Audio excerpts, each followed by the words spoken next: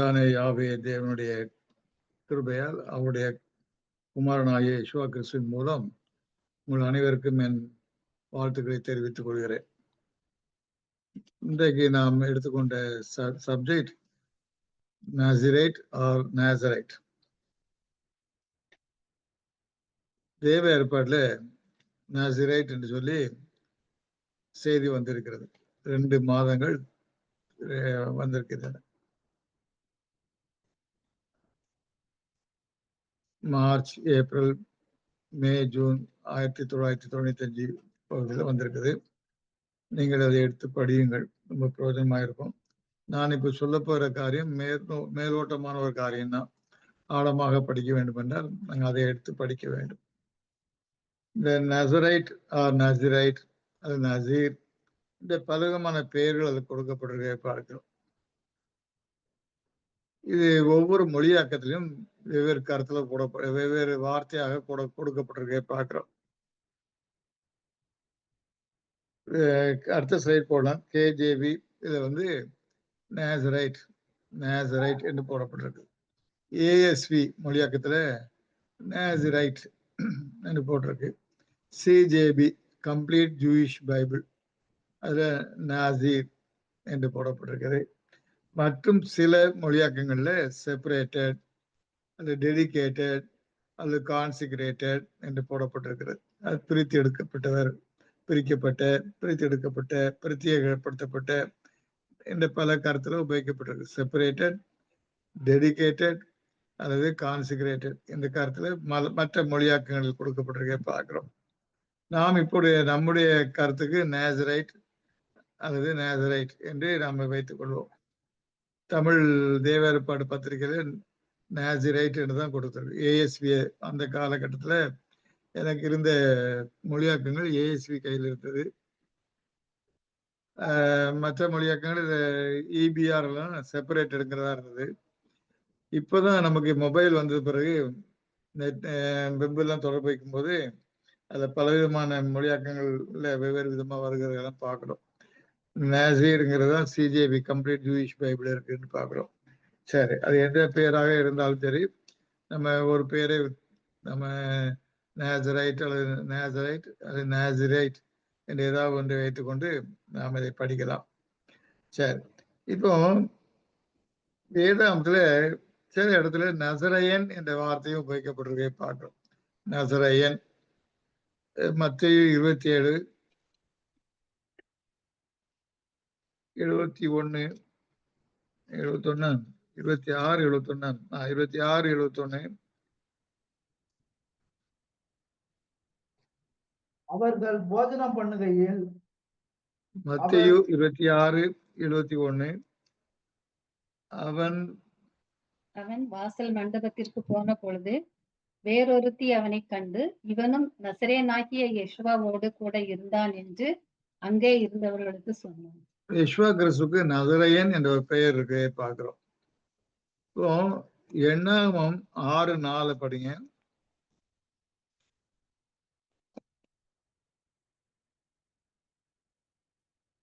தான் நசரேயனாய் இருக்கும் நாளெல்லாம் திராட்சை செடி விதை முதல் தோல் வரையில் உள்ளவர்களினால் செய்யப்பட்ட யாதொன்றையும் புசியாமலும் இருக்கப்படலாம். ஆமா, இது நம்ம வாசி கேட்ட இருக்குது. நசரேயனாயிருக்கும் நாளெல்லாம், நசரேயனாக இருக்கும் நாளெல்லாம். அப்ப இந்த நசரேயனும் யெஷுவா கிறிஸ்து குறித்து சொல்லப்பட்ட நசரேயனும் ஒன்றா என்ற ஒரு கேள்வி வரலாம். ஆனால் யெஷுவா கிறிஸ்துவை பற்றி சொல்லப்பட்டது ஆங்கிலத்தில் நசரேன் என்று கொடுக்கப்பட்டிருக்குது. ஆனால் எண்ணாகமம் 6:4 ஒரிஜினலை படிச்சீங்கன்னா அது எப்படி இருக்குது, அங்கே அது நசரே விரதத்துக்குரியதா இருக்குது. நேசரைட், நசரே விரதம் என்று போடப்பட்டிருக்குது. நம்ம 30 ஸ்லைட பார்த்தீங்கன்னா தெரியும். அதுல நாசரேத் ஊரை சேர்ந்தவன் என்று சொல்வதுதான் நசரேயன். யெஷுவா கிறிஸ்து நாசரேத் ஊரை சேர்ந்தவர் என்று நம்பினார்கள் எல்லாரும். ஏனென்றால் நாசரேத்தில் அவர் வாழ்ந்து வந்தார் அதிக காலம். நாசரேத்திலிருந்து வந்த அவரை நசரேயன் என்று அவருக்கு ஒரு பட்டம் கிடைத்தது. ஆனால் அதே சமயத்துல கலிலேயாவில் நன்மை பிறக்க குடும்பம் என்று கூட ஒரு கேள்வி வருகிறதை பார்க்கிறோம் இல்லையா?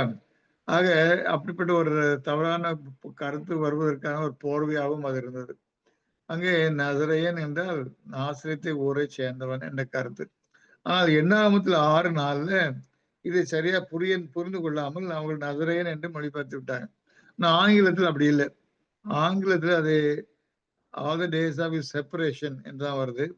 அது சொல்ல போனா அந்த செப்பரேஷன் போல நேசரைட் என்று இருக்கணும். All the days of is நேசரைட் என்று இருக்கணும். அப்போ நசரேய விரதத்தில் இருக்கும்போது என்று வர வேண்டும். ஆக அங்கே தமிழ் மொழியாக்கம் சரியா புரிந்து கொள்ளாமல் அந்த அதிகாரத்தில் அநேக இடங்கள்ல நசரேயன் என்று போடப்பட்டிருக்கும் இல்லையா? அது ஒரு தவறான ஒரு காரியம். நசரேயன் என்று வர எண்ணாம 6:4 பார்த்தோம். 8ஆம் வசனத்திலையும் நசரேயன் வருகிறது. 13ஆம் வசனத்திலையும் நசரேயன் வருகிறது.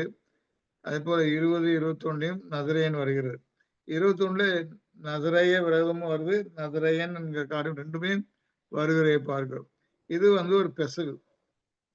அது எல்லாமே எதாக்கும் நசரே விரதத்தை சேர்ந்ததாக இருக்க வேண்டும். 8ஆமத்துல வர்ற காரியங்கள்லாம் அது நசரேயன் போட்டதுனால நாசரத்தை ஊரை சேர்ந்தவன் என்ற கருத்துல வரக்கூடிய அளவுக்கு அது தொக்கி நிக்குது. அது ஒரு தவறான ஒரு காரியம். அதை நாம் முதல்ல களைய வேண்டும். தமிழ் வேதாந்தத்தில் இருக்கு, ஆங்கிலத்தில் அப்படி இல்லை. தமிழ் வேதாந்தத்தில் தான் அந்த குழப்பம் இருக்கிறே பார்க்கிறோம். இப்ப நசரேயன் நசரைட் இதை பற்றி ஜான்சன் தன்னுடைய 8வது வால்யத்துல நம்பர்ஸ் சொல்லி ஒரு வால்யம் எழுதியிருக்கிறார். அந்த ஜான்சனுடைய சில வால்யங்கள் ரொம்ப சிறப்பான வால்யங்கள். காடுங்கிற வால்யம் சிறப்பா இருக்கும். அதே போல எக்ஸாடஸ் நல்லா இருக்கும், நம்பர்ஸும் நல்லா இருக்கும், எலியாவும் நல்லா இருக்கும். இப்படி சில வால்யங்கள் நல்ல அருமையான வால்யங்கள் இருக்கின்றன. அதுல நம்பர்ஸ்ங்கிற வால்யத்துல அநேக கருத்துகள் டைப் ஆன்டி டைப் இதை எழுதி நம்ம கொடுத்திருக்கிறார். அந்த கருத்துல வரும்போது அவர் இந்த செய்தியை கொடுத்திருக்கிறார். இது ரொம்ப அருமையான செய்தி. இதை அப்படியே தமிழாக்கம் பண்ணி தேவ ஏற்பாடுல போட்டிருக்குது. ஆனால் நீங்கள் தேவ ஏற்பாடுல படிக்கிற அவ்வளவு காரியத்தை எனக்கு சொல்ல முடியாது. இது நுனிப்புல் மேய்ந்தது போல இப்ப சொல்ல முடியும். ஒரு இன்ட்ரோடக்ஷனாக இது ஒரு அறிமுக சப்ஜெக்ட். நீங்கள் ஆனால் நிச்சயமா என்ன செய்யணும்? தேவ ஏற்பாடை எடுத்து படிக்க வேண்டும். யாருக்கும் தேவ ஏற்பாடு இந்த பக்கங்கள் இல்லை என்றால் கேட்டு எழுதினால் உங்களுக்கு அதை வாட்ஸ்அப்ல அனுப்பி வைக்கலாம். சரி, இப்போ நசரேயன் என்பது என்றால் நாசரேத் ஊரை சேர்ந்தவன் என்றும், நசரேய விரதம் என்றால் தனிப்பட்ட ஒரு கான்செக்ரேஷன் என்றும் நாம் புரிந்து கொள்ள வேண்டும். இதுதான் முதல் பாடமாக நாம் படிக்க வேண்டிய காரியம். நசரேய விரதம் வேற, நசரேயன் என்பது வேற. அந்த குழப்பத்திலிருந்து முதல் தெளிவா வெளியே வர வேண்டும். சரி, இப்போ இந்த காரியத்துல இது இந்த நசரேய காரியங்கள் 8ஆமத்தில் சொல்லப்பட்டிருக்கிறது. ஆனால் ஜான்சன் என்ன சொல்றாருன்னா, அந்த அடுத்த ஸ்லைட் 4வது ஸ்லைட் போடலாம்.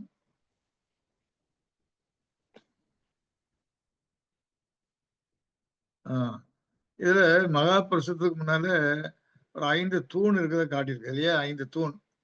இந்த 5 தூண்ல மேல காணப்படுற தூண் வெளிப்படுத்தல் புத்தகத்தை அடையாளப்படுத்துது என்று படிச்சிருக்கோம். இந்த ஆசரிப்பு கூடாரத்தில் உள்ள ஒவ்வொரு பலகைகளும் வேத புத்தகம் 66 புத்தகங்களை அடையாளப்படுத்துகிறது என்று நாம் ஏற்கனவே படிச்சிருக்கிறோம். அங்க 66 பலகைகள் இருக்கின்றன. பலகைகள், தூண்கள், சட்டங்கள் இவையெல்லாம் மொத்தத்துல கூட்டுனா 66 உண்டு. அப்போ ஆசிரியப்பு கூடாரம் தாங்கி நிற்கிற அதே காரியமே இந்த 66 பலகைகள். அப்போ ஆசிரியப்பு கூடாரமாக கருதப்படுற புது சிருஷ்டி தாங்கி நிற்கிற காரியங்கள் எல்லாமே 66 புத்தகங்கள், வேத புத்தகங்கள் என்று அவர் விளக்கி கொடுக்கிறார். அதுல இந்த வெளிப்படுத்தல் புத்தகம் வெளியே, அதாவது உள்ளுக்குள்ள இருக்கிற 5 தூண்கள்ல மேல இருக்கிற தூணை காட்டுகிறதா இருக்கிறது. அதாவது வடக்கு பக்கம் இருக்கிற தூணை காட்டுகிறதா இருக்கிறது. அதற்கு எதிர்த்தாப்புல உள்ள முக்கு, இந்த மகா பரிசுத்தத்தில் உள்ள முக்கு, அது 8ஆமத்தை குறிக்கிறது. அந்த பலகை, அந்த ஒரு பலகை மடிச்சு வைக்கப்பட்டிருக்குது. அந்த பலகை 8ஆமத்தை குறிக்கிறது என்று கூறப்பட்டிருக்கை பார்க்கிறோம். ஆக இந்த ரெண்டுக்கும் ஒரு தொடர்பு உண்டு என்று ஜான்சன் எழுதுகிறார். எடுத்துடலாம், வேணாம், அதை விற்க வேண்டாம். ஜான்சன் அதை எழுதுகிறதை பார்க்கிறோம். அங்கே வெளிப்படுத்துற புத்தகத்துல 7 நட்சத்திரங்கள் என்று குறிப்பிட்ட காரியங்கள்லாம் இங்க நசரேட்டுகளுக்கு ஒப்பிடப்பட்டு எழுதுகிறதை பார்க்கிறோம். அங்கே வெளிப்படுத்துற புத்தகத்துல கற்புள்ள ஸ்திரீகள், இங்கே விசுவாசம் உள்ள நம்பிக்கையான தேவனுடைய பிள்ளைகளையும் அங்கே வேசிகள் என்று சொல்லப்படுற பெண்களை இங்கே வந்து கணவனுக்கு துரோகம் பண்ணினவர்கள் என்ற கருத்தையும் இந்த எண்ணாமத்தில் எழுதப்பட்டிருக்கிறதான் பார்க்கிறோம். எண்ணாமத்தில் மொத்தத்தில் எழுதப்படும் போது இந்த கருத்துக்கள்லாம் வருகிறே பார்க்கிறோம். ஆகவே அது நிறைய ஒற்றுமைகள் இருக்கின்றன. ஒன்று அடையாளமாகவும் இன்னொன்று நிறைவேறுதலாகவும் இருக்கிற காரியம். அதனால் ரெண்டுக்கும் ஒரு நிறைய ஒற்றுமைகள் உண்டு என்று அவர் கூறிக்கொண்டு அதை ஒரு ஆதாரமா வைத்துக்கொண்டு நேசரைட்டுங்கிற வார்த்தையை கொண்டு அவர் அதை வெளிப்படுத்தல் உள்ள காரியங்களையும் அடிப்படையாக கொண்டு அதை விளக்க முற்படுகிறார். அதுதான் நம்ம கருத்துல கொண்ட ஒரு ஒரு தேவன் கொடுக்கிற உபகரணமாக உதவியாக இருக்கிறே பார்க்கிறோம். இங்க இந்த 7 நட்சத்திரங்கள் என்று பழைய புதிய ஏற்பாட்டில் வெளிப்படுத்தல் வருகிறது இல்லையா, அவங்க special mouthpieces of God during gospel age என்று சொல்றோம். சுவிசேஷ யுகத்துல தேவனுடைய விசேஷமான வாய் என்று சொல்றோம். அதாவது ரிஃபார்மேஷன் மவுத் பீஸ் என்று நம்ம எலியா பற்றி படிக்கும்போது வருது. அதாக சீர்திருத்த மவுத் பீஸ், தேவனுடைய வாயா இருக்கிறார்கள் சுவிசேஷ யுகத்துல என்று பார்க்கிறோம். அதே போலதான் இந்த நசரைட்ஸும் தேவனுடைய வாயாக இருந்து செயல்பட்டார்கள் யூத யுகத்துல என்ற கருத்துல அவர் எழுதுகிறார். ஆக இந்த நசரைட்ஸ் என்பது விசேஷமாக கான்சிகரேட் பண்ணவர்கள். அங்க ஏற்கனவே கான்சிகரேட் பண்ணவங்க இருக்கிறாங்க யூத யுகத்துல. யாரு? லேவியர்கள் கான்சிகரேட் பண்ணவங்க தான். அதற்கு மேலாக கான்சிகரேட் பண்ணவர்கள் ஆசாரியர்கள். ஆக இந்த வகுப்பால் இருக்கிறார்கள். யேசுவா கிறிஸ்து யாவே தேவன் லேவியரை எடுக்கும் பொழுது என்ன சொன்னாரு? மூத்த பிள்ளைகள் தான் என்னுடைய தலைச்சீன்கள்லாம் என்னுடையது. நான் ஒவ்வொருத்தருடைய தலைச்சீன்களையும் பிள்ளைகளும் எடுக்கப்பல என்ன செய்ய மொத்தத்துல 12 கோத்திரத்துல லேவி கோத்திரத்தை எனக்கு எடுத்துக்கொள்கிறேன். அப்போ லேவி கோத்திரத்தாருக்கு பூமியில சொத்து கிடையாது. அவர்கள் என்னுடைய ஆசாரிய பணிவிடைகளுக்கு உதவி செய்து கொண்டு, ஆசாரியர்களுக்கு உதவி செய்து கொண்டு அங்கே ஆசிரியர் கூடார ஆசிரியர் உள்ள பணிகளை செய்ய வேண்டும் என்று சொல்லி விசேஷமாக பிரித்து கொண்டார். ஆக அப்படி பிரிக்கப்பட்ட கான்சிகரேட்டட் வகுப்பார் இருக்காங்க, டெடிகேட்டட் வகுப்பார் இருக்காங்க. நம்ம அந்த அடிப்படையில தான் நம்ம என்ன செய்யலாம்? 7 ரட்சிக்கப்பட்ட வகுப்பாரையும் பிரிக்கிறோம் இல்லையா? சிறுமந்தை, திரள் கூட்டத்தார், வாலிய பாத்திரவான்கள், மெராரி திரள் கூட்டத்தார் மெராரி, வாலிய பாத்திரவான்களை நாம் வந்து கெர்ஷோனியர் என்கிறோம். அதே போல கொகாத்தியரை மூப்பர பாத்திரவான்கள், அதெல்லாம் அந்தந்த வகுப்புல பிரிச்சுட்டு வரும். அதே போல பாளையத்துக்கு வந்தால் நிதனிமேர், அதே போல மூப்பர்கள், ஆக இவ்விதமாக கான்சிகரேட்டிவ் கேம்பஸ், அதுபோல பாளைய வகுப்பார், பெசையா முதல்ல நான் கான்சிகரேட்டிவ் வகுப்பார் இதெல்லாம் பிரிக்கிறோம். ஆக இப்படிப்பட்ட வகுப்பார் இருக்கிற காலகட்டத்துல இன்னொரு வகுப்பாரும் இருந்திருக்காங்க. யாரு? நசரைட் சொல்லி இந்த வகுப்பாரும் இருந்திருக்காங்க. இந்த வகுப்பார் வந்து வாலண்டியராக பிரதிஷ்டை பண்ணியிருக்காங்க. அவங்க வந்து லேவி கோத்திரத்தான் இருக்கணும் அல்லது யூத கோத்திரத்தான் தான் இருக்கணும்னு சொல்லி கண்டிஷன் அல்ல. ஏனென்றால் இந்த நசரைட்டுக்கு உதாரணமாக நம்ம 3 பேரை தெளிவாக பைபிள் சொல்லியிருக்குது. அந்த 3 பேர் யார் தெரியுமா?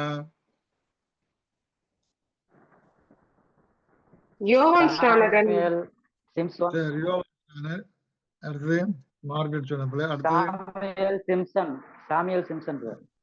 இளவரசன் சொல்வது சாமியலும் சிம்சனும். ரைட். ஆக இந்த 3 பேரை தெளிவாக வேதத்தில் சொல்லப்பட்டிருக்கே பார்க்கிறோம்.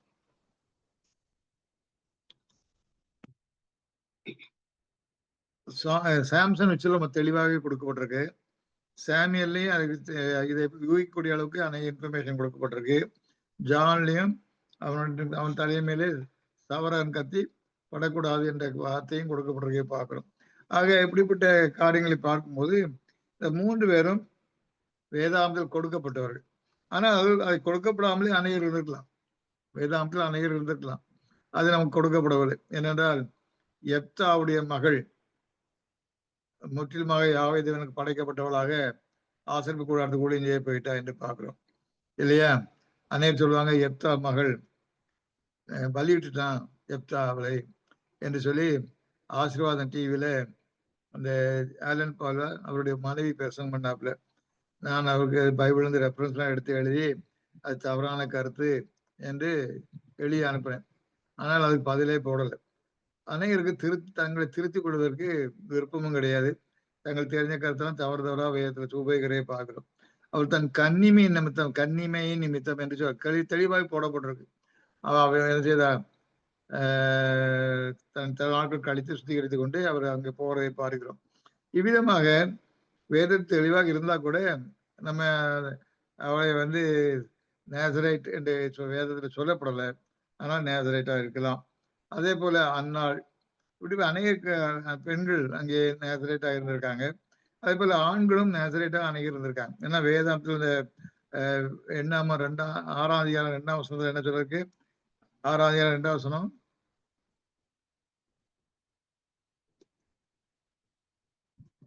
இஸ்ரேல் புத்திரரோட சொல்ல வேண்டியது என்னவென்றால், புருஷனாயிலும் ஸ்திரீயாயிலும் கர்த்தருக்கென்று விரதம் பண்ணி கொண்டவர்களாய் இருக்கும்படி நசரேய விரதமாகிய ஒரு விசேஷித்த பொருத்தனையை பண்ணினார். சரி, அப்ப அது என்ன தெரியுதுன்னா, பெண்களும் உண்டு என்று தெரியுது.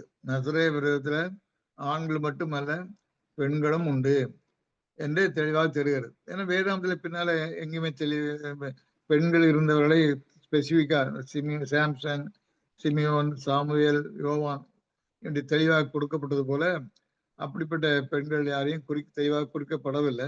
ஆனால் இந்த ஒரு வசனம் அதற்கு ஆதாரமா இருக்கிறது. பெண்களும் நசரேய விரோதத்துல இருந்திருக்கிறார்கள் என்று நமக்கு தெரிகிறதை பார்க்கிறோம். ஆக நசரேய விரோதத்தை வந்து ஒரு பிரதிஷ்டை கூட்டமானது ஏற்கனவே தேவனுடைய ஊழியத்தை செய்வதற்கு பிரித்து பகுத்து எடுக்கப்பட்ட ஒரு வகுப்பார், பிரித்து பிரச்சயப்படுத்தப்பட்ட ஒரு வகுப்பார் இருக்கிறாங்க. லேவியராகவும் ஆசாரியர்களாகவும் இருக்கிறாங்க. அப்படி இருக்கையில இங்க இன்னொரு கூட்டத்தாரும் இருக்காங்க. அவங்க வந்து நேசரைட் என்று சொல்லி நசரைட் என்று சொல்லப்பட்டவர்களாக இருக்கிறார்கள் என்று பார்க்கிறோம். இவர்களும் பெண்களும் இருந்திருக்காங்க. ஆனால் லேவியர்லயோ ஆசாரியர் கூட்டத்திலேயோ பெண்கள் இருந்ததில்லை. ஆனால் இங்க பெண்கள் இருக்காங்க என்று வேதாகமும் கூறுகிறதை பார்க்கிறோம்.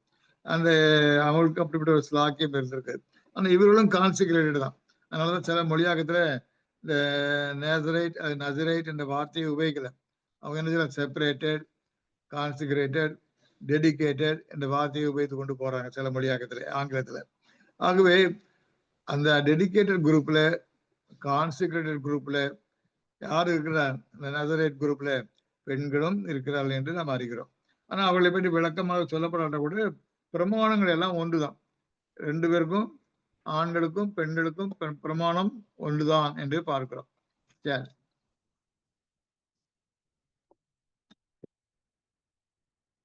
இந்த நசரே விரதம் என்பது சிலருக்கு லைஃப் லாங், பிறந்ததுல இருந்தே இருக்காங்க, பிறந்ததுல லைஃப் லாங்கா இருக்காங்க. இந்த 3 பேரும் சாம்சன், சாமியல், ஜான் த பேப்டிஸ்ட், ஆக இந்த 3 பேருமே பிறந்ததுல இருந்தே நசரே விரதத்துல இருக்கிறாங்க. இவர்களுக்கு நசரே விரதத்தை நேர்ந்து கொண்டது யாரு? அவர்கள் பெற்றோர்கள் இல்லையா? பெற்றோர்கள் நேர்ந்து கொள்கிறாங்க. அவங்களே நேர்ந்து கொண்ட மாதிரி தெரியல. ஆனால் பெற்றோர்கள் நேர்ந்து கொண்டதை அவர்கள் மதித்து அதன்படி இருக்கிறாங்க. அதான் ஒரு முக்கியமான ஒரு காரியம். சாம்சனுக்கும் இந்த மனோவா எல்லை பற்றி அந்த தரிசனங்கள்லாம் படிச்சிருப்பீங்க நீங்க. மனோவா மனைவிக்கு அவர்களுக்கு குழந்தை இல்லாமல் இருந்த ரொம்ப காலமா பிற குழந்தை பிறக்கிறதை பார்க்கிறோம். அப்பொழுது அந்த நேர்ந்து கொண்டதை பார்க்கிறோம். அதே போல சாமுவேலும் அந்த அன்னாள் எல்கானா அந்த காரியங்கள்லையும் குழந்தை அதிக நாள் இல்லாமல் இருந்து அதனால் அதிகமாக முறையிட்டு ஜெபம் பண்ணி அந்த சாமுவேலை பெற்று வாங்கினார். அவ்வளவு நேர்ந்து கொண்டார். குழந்தை பிறந்தனா என்ன பால் மறந்த உடனே நான் இங்கே கொண்டு விட்டுருவேன், ஆசிரியர் கூடாரத்துல பண்ணி விடைக்கு கொண்டு விடுவேன்னு சொல்லி விட்டுறதை பார்க்கிறோம். அங்க கிழக்கு அந்த தேச காலகட்டத்துல 5 வயது வரைக்குமே பால் ஊட்டுவார்கள் என்று சொல்லப்பட்டிருக்குது.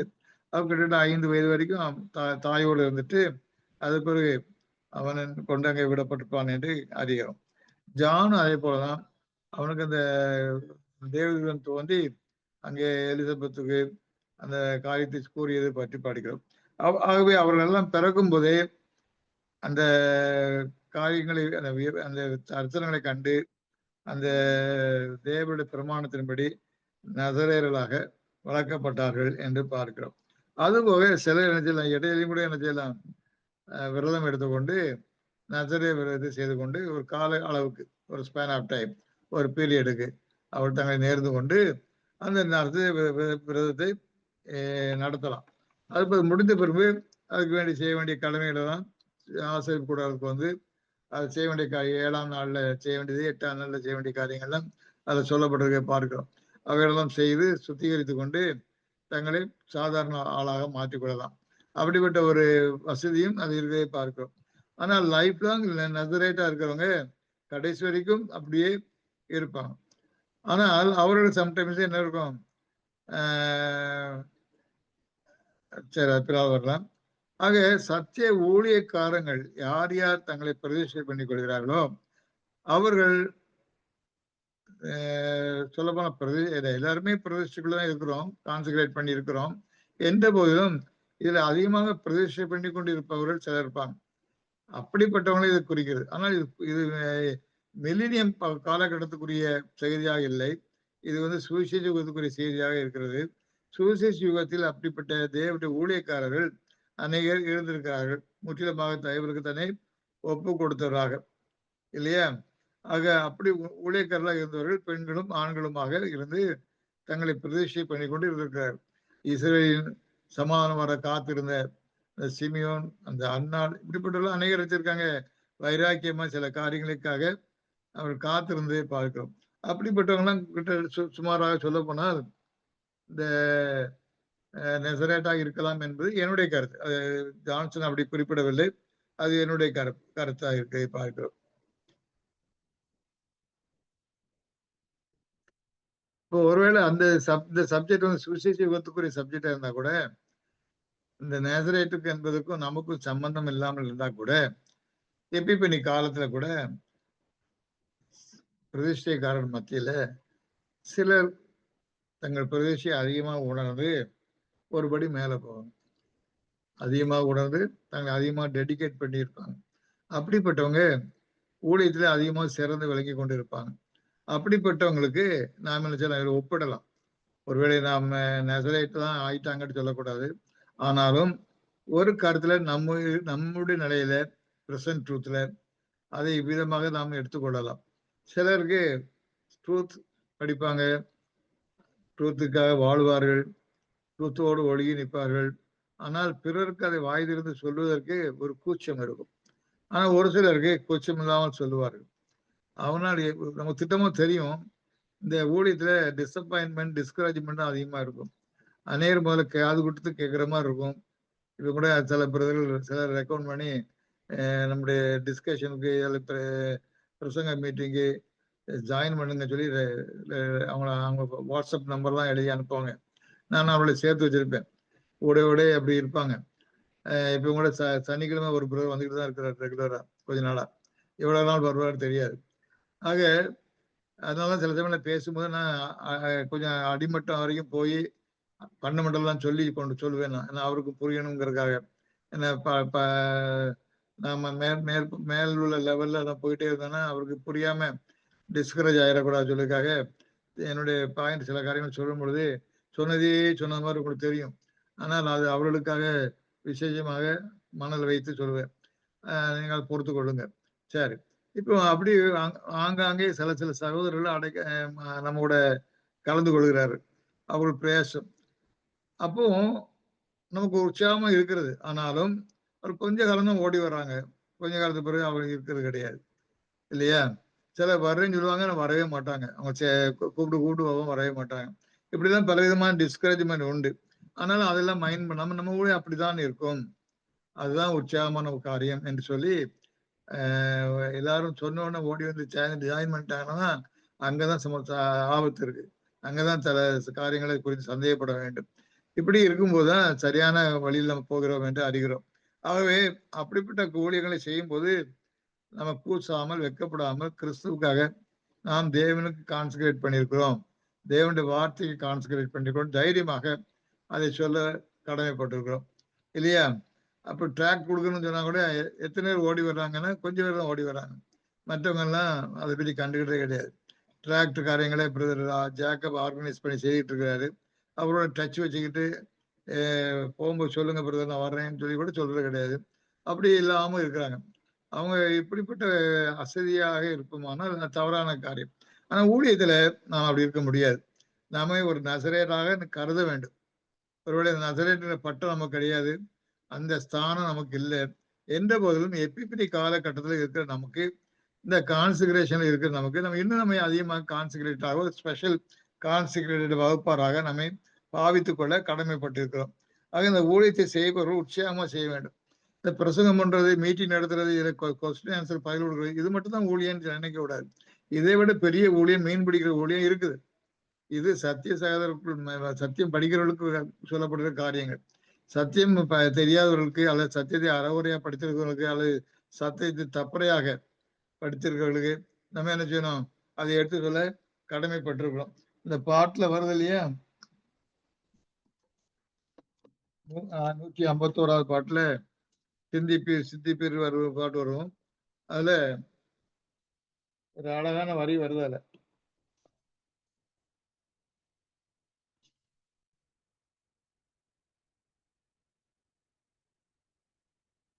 இருள் சூழ் காலத்தில் குன்று மேல் ஒளிரும் ஒரு விளக்கு போலவோ.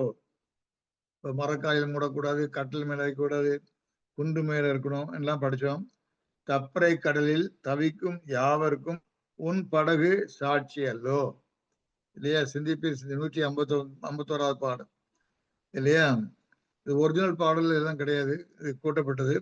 மலைகள் கடலில் சாயும் காலத்தில் நதி உண்டு சந்தோஷிப்பிக்க அஞ்சாது திடனாய் அமர்ந்தே அறிந்திடு யாவேதான் தேவன் என்று வருகை பார்க்கிறோம்.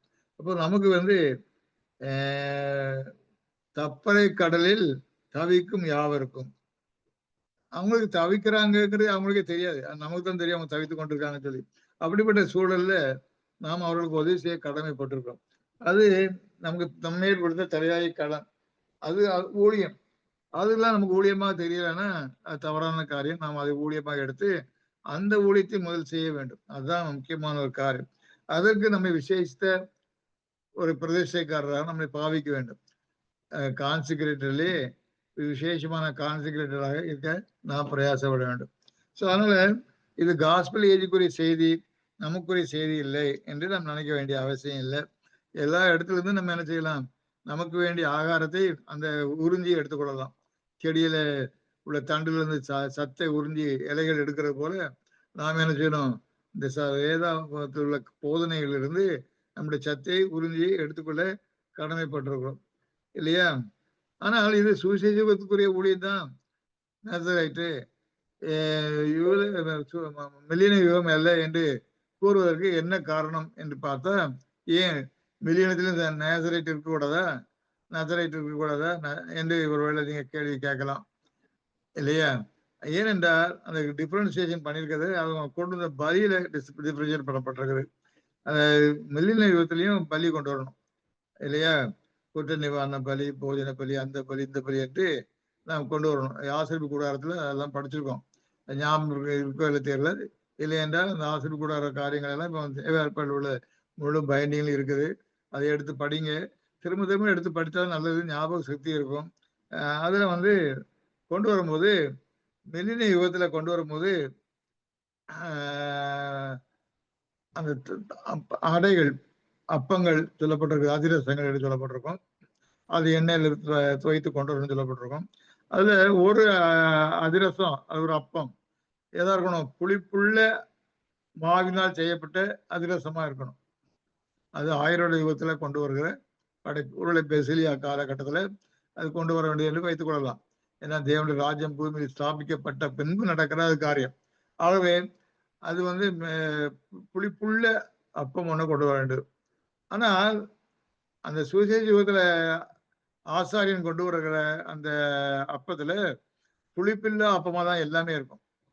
அந்த அதிரசம் சரி, அப்பம் சரி, எதுனால புளிப்பில்லாததான் இருக்கும். அது ஒன்று கூட புளிப்புள்ளது இருக்காது.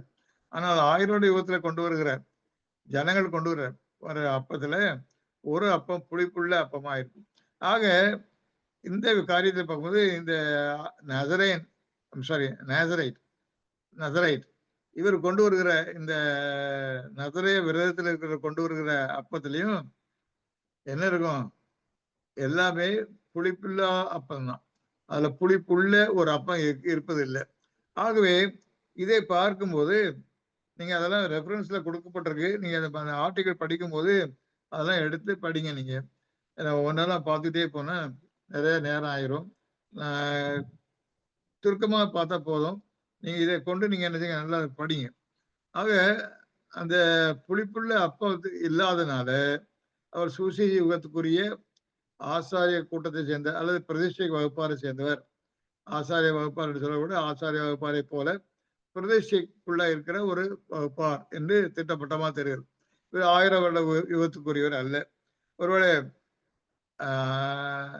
நாம் எப்பிபனி என்ற ஒரு காலகட்டத்தில் இருக்கிறோம்.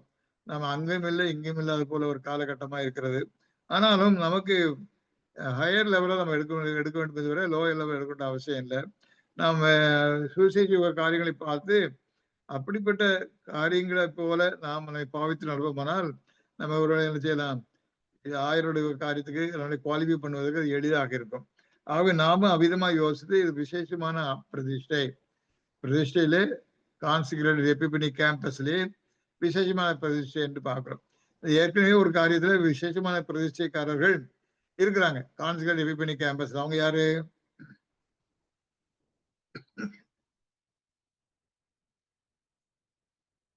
கவனிக்கிறீங்களா இல்லையா? கான்சிக்ரேட்டட் எப்பிபனி கேம்பஸ்ல சரி, அது நம்ம இன்னொரு விதத்துல என்ன சொல்றோம், அவங்கள ஓப்பேல் மலையில கட்டினது யாரு? ஓப்பேல் குன்றின் மேல் எருசலேம் மதிலை கட்டினது யாரு? நிதனேமியர். ஆக கான்சிக்ரேட்டட் எப்பிபனி கேம்பஸ் எல்லாருமே நிதனேமியர் அல்ல. நீங்கள் அப்படி ஒரு நினைத்து கொண்டிருக்கலாம். கான்சிக்ரேட்டட் எப்பிபனி கேம்பஸ்ல எல்லாருமே நிதனேமியர் அல்ல. இந்த நிதனீம்ஸ் என்கிறவர்கள் அதிலும் விசேஷமானவர்கள். அவர்களை ஒருத்தர் அவங்க எப்படிப்பட்டவங்க?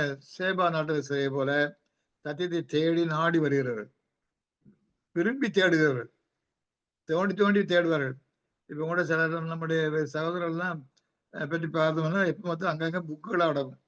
புக்குகளை நோண்டி நோண்டி படித்துக்கொண்டே கிடப்பாங்க இல்லையா? நெல்சன் ராஜரத்னம்ன்றதை விட பெரிய ஒரு பெஞ்சு போட்டிருப்பாரு, சுற்றிலும் புக்காக இருந்துகிட்டே இருக்கும் இல்லையா? நம்முடைய ஒரு சகோதரோட சொல்லிட்டு இருந்தாப்புல, ஒரு பிரதர் எப்படி இருப்பாரு, சுற்றிலும் புக்கா இருப்பாரு, புக்கா வச்சுக்கிட்டே தான் இருப்பாரு அவரு எழுதினார். ரொம்ப சந்தோஷப்பட்டேன் என் மனதில். இந்த ஓட்டத்துல ஓடுறாங்க, சத்தியத்துக்கு நாடு தேடுவாரு. சிலருக்கு புக்கே வேண்டாம் நினைப்பாங்க இல்லையா? அப்படி சொந்த கற்பனைக்குள்ள நுழைய பார்ப்பாங்க. அது தவறான கருத்து. புக்கை வைத்துக்கொண்டு அதை இதை ஒண்ணு எடுக்கும்போது இன்னொன்னு தேட வேண்டியிருக்கும், இன்னொன்னு எடுக்கும்போது இன்னொன்னு தேட வேண்டியிருக்கும்.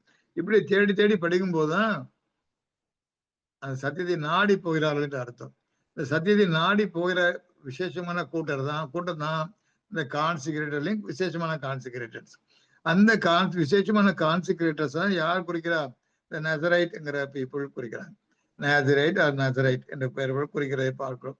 ஆகவே இந்த நசரே விரதத்தில் உள்ளவங்க இவ்விதமாக சத்தியத்தை நாடி தேடு, சேபா நாட்டு சிறிய போல இந்த காலகட்டத்துல சத்தியத்தை அதிகமா நாடி தேடுபவர்களா இருப்பார்கள்.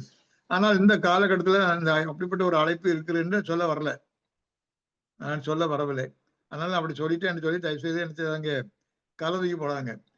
அப்படியே இல்ல, அப்படிப்பட்ட காரியத்தை நமக்கு எடுத்துக்கொண்டு நாமும் அந்த விதமா ஓட வேண்டும் என்ற கருத்துல நான் சொல்லுகிறேன்.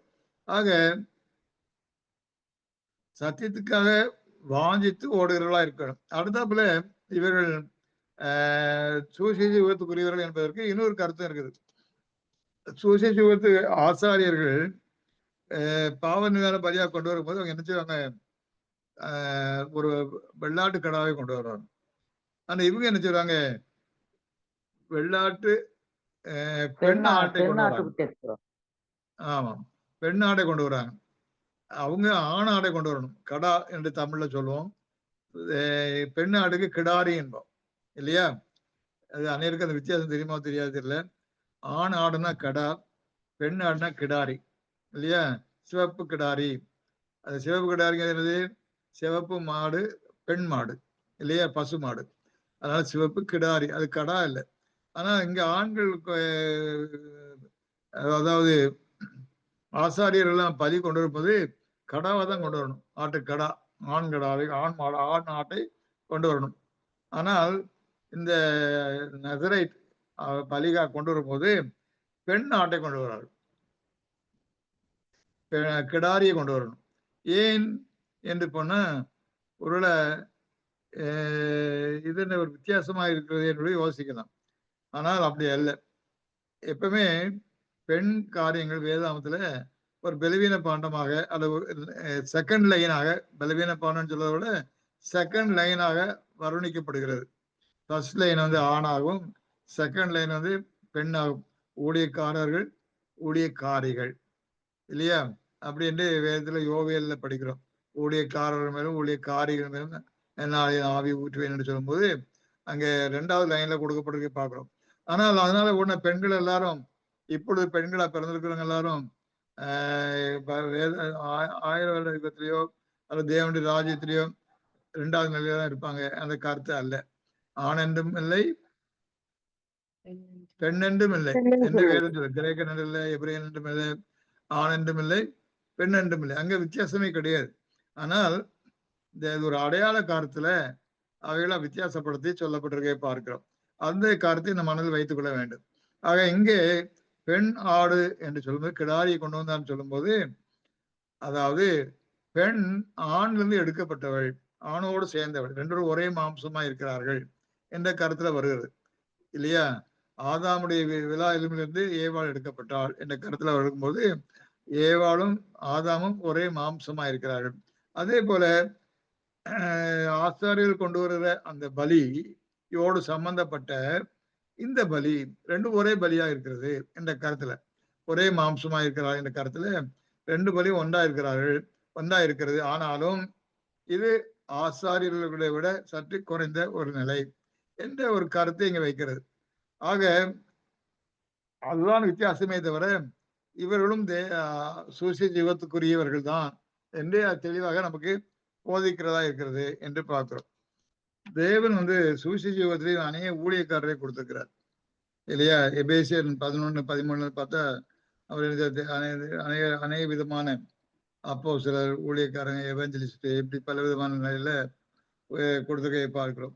இப்படிப்பட்ட நிலையில அநேகர் கொடுத்தா கூட அவங்க எல்லாம் கிட்டத்தட்ட இந்த நாசரேட் விரதத்தை சேர்ந்தவர்களாக அவர்கள் கிரியை செய்ய வேண்டும். இப்ப நமக்கு கூட தேவன் ஊழியத்துக்கு பொறுப்பை கொடுத்திருக்கிறார். ஆனா நாம் எடுத்துக்கிட்டதை பொறுத்து தான் நாம் அதை எவ்விதமாக எடுத்துக்கொள்கிறோம், இல்லையா? அதை நாம சுயமா எஃபர்ட் எடுத்து செய்ய வேண்டுமே தவிர யாரா நமக்கு படைப்பார்கள், நான் அப்படி செய்து கொள்ளலாம் என்று நினைக்க கூடாது. நமக்கு கிடைக்கப்பட்ட நேரத்துல கிடைக்கப்பட்ட சில சகோதரர்லாம் இப்ப வந்து தாங்களே ஒரு வாட்ஸ்அப் குரூப் டெவலப் பண்ணி அவங்க என்ன செய்யறாங்க, ஒரு இன்டராக்ஷன் டெவலப் பண்ணிட்டே இருக்காங்க, இல்லையா? அது வந்து அவங்க எல்லாருமே வெவ்வேறு சபையை சேர்ந்தவங்க, அவங்களோட பேசிக்கிட்டு இருக்காங்க. அவர்கள் முதிர்ந்து வந்தாங்கன்னா நம்மோட ஐக்கியப்படுறதுக்கு வழி உண்டு. இப்படி அவங்க ஊழியம் பண்ணி கொண்டே இருக்கிறார். தங்களுக்குள்ளே ஒரு வாட்ஸ்அப் குரூப் டெவலப் பண்றாங்க, அப்படி கிரியேட் ரியாக்ஷன் கொடுத்துட்டு இருக்காங்க, இப்ப நிறைய போஸ்டிங்ஸ் போட்டுக்கிட்டு இருக்காங்க. இப்படிப்பட்ட உற்சாகமா செய்து கொண்டு இருக்கிறார்கள். அந்த உற்சாகம் எல்லாருக்கும் இருக்குமானா எவ்வளவு சந்தோஷமா இருக்கும், இல்லையா? எனக்கு அது பொறுப்பு கொடுத்தா செய்வேன், இல்லை செய்வேன், அப்படி இல்லை. நாங்களே நம்மை சேர்ந்ததான் சுயமாய் செய்ய வேண்டும். அதுதான் தேவன் பார்க்கிறார். இங்கே இந்த நசரேட்ங்கிற விரதக்காரர்கள் எல்லாரும் அவ்விதமாக நான் ஆசாரியனா இல்லையே, நான் லேவியனா இல்லையே என்று அவங்க இருக்கல. ஆனால் அவர்கள் தங்களுடைய பிரதிஷ்டை நிமித்தம் விசேஷமான பிரதிஷ்டை உணர்ந்தவர்களாக ஊழியம் செய்து வருகிறதை பார்க்கிறோம். அவர்கள் ஸ்பெஷல் மவுத் பீஸாக இருந்தார்கள் என்று பார்க்கிறோம். இப்போ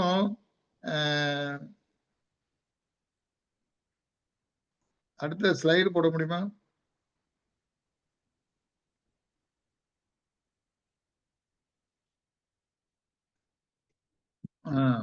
இந்த நசரேட்டுகளுக்கு விளக்கப்பட்டவை சொல்லி 3 காரியங்கள் சொல்லப்பட்டிருக்கு.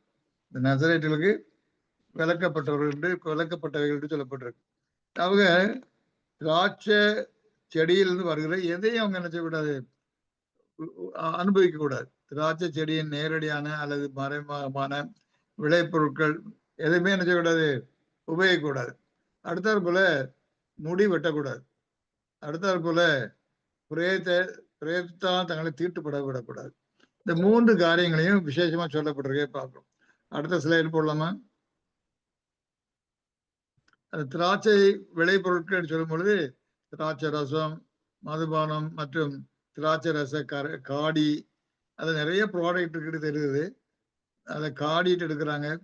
மதுபான காடி, திராட்சை ரசத்தினால் செய்த எந்த விதமான பானம், அதுபோல திராட்சை பழங்களும், அடுத்தது வாடாத உலர்ந்த திராட்சையிலிருந்து தயாரிக்கப்பட்ட திராட்சை ரசம், மதுபானம், அவைகளின் காடி, திராட்சை ரச பானம் என்று பல விதமான கிளாரிபிகேஷன் இருக்கு. அது ஆங்கிலத்தில் தனித்தனி பெயர் இருக்கும். நமக்கு தமிழ்ல எல்லாமே அதை ஒன்றாக சொல்ல முடியும். ரசம் அல்லது பானம் என்றுதான் சொல்ல முடியும். இவ்விதமாக 7 பிரிவுகள் உள்பிரிவுகளுக்கு பார்க்கிறோம். இதுல இருந்து என்ன தெரியுதுன்னா, பழைய ஸ்லைடுக்கு வந்துடலாம், முந்தின ஸ்லைடுக்கு வந்துருங்க. திராட்சை செடியில் உள்ள எந்த ஒரு சம்பந்தப்பட்ட எந்த ஒரு காரியத்தையும் அவங்க எடுத்துக்கூடாது, நுகரக்கூடாது, அவங்க சாப்பிடக்கூடாது, தொடக்கூடாது, எதிர்த்து அதை கண்டுவிடவே கூடாது என்று பார்க்கிறோம். அடுத்தரப்புல முடியும் வெட்டக்கூடாது. அடுத்தரப்புல அவங்க பிரேதத்தினால் தீட்டுப்படுத்தவும் கூடாது. இப்படி ஏதாவது பிரேதத்தினால் தீட்டுப்படுத்திட்டாங்கன்னா திரும்ப என்ன செய்யணும், தங்களை சுத்திகரித்து கொண்டு திரும்ப அந்த காரியத்தை திரும்ப நிறைவேற்ற வேண்டும் என்றெல்லாம் கொடுக்கப்பட்டிருக்க பார்க்கிறோம். திடீர்னு பக்கத்துல இருக்கிற ஒரு ஆளை திடீர்னு ஹார்ட் அட்டாக் செத்து போயிட்டாருன்னா அவங்க பிரேதத்தினால் தீட்டப்பட்டு போயிடுறாங்க.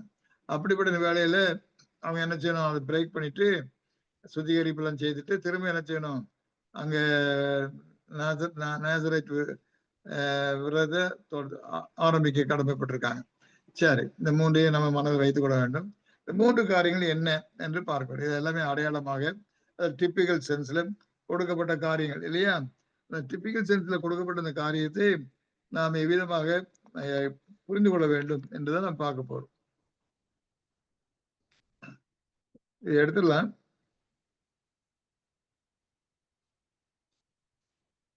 இந்த திராட்சை செடி என்று சொன்ன உடனே நமக்கு ஒரு காரியம் தோன்றும் இல்லையா? யேசுவா கிறிஸ்து என்ன சொல்றாரு, நானே திராட்சை செடி, என்னில் நிலைத்திருக்கிறேன் கனி கொடுப்பான் என்று எல்லாம் சொல்றாரு இல்லையா?